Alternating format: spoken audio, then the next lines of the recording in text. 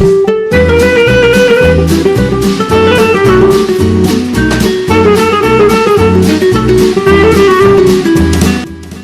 ஸ்தோத்திரம்.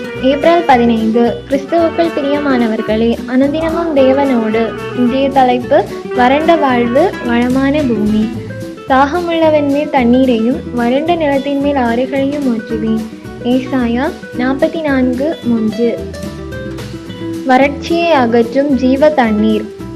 கோடை காலத்தில் கொளுத்தும் வெயிலின் அகோரத்தினால் தண்ணீர் பற்றாக்குறையும் வறட்சியும் ஏற்பட்டு விளைபயிர்களையும் கால்நடைகளையும் இழைத்து போக பண்ணுகிறது. ஏன் மனிதனையே நிலைகுலைய வைக்கிறது.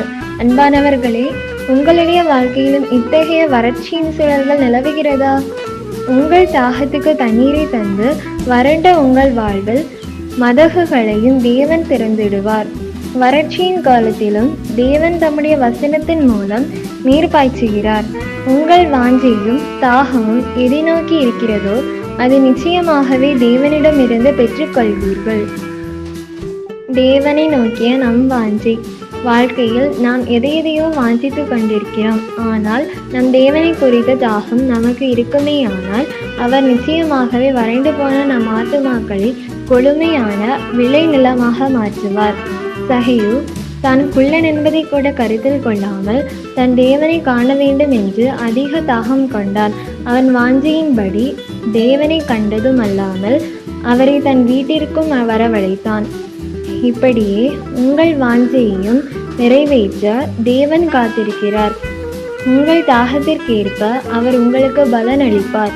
எனவே தாகம் உள்ளவர்களே, நீங்கள் வந்து விலையின்றி வாங்கி பருகுங்கள். அன்பானவர்களே, தேவ ஆசைகளை பெற்றுக்கொள்ள வாஞ்சையும் கவனமும் உள்ளவர்களா இருக்கிறீர்களா?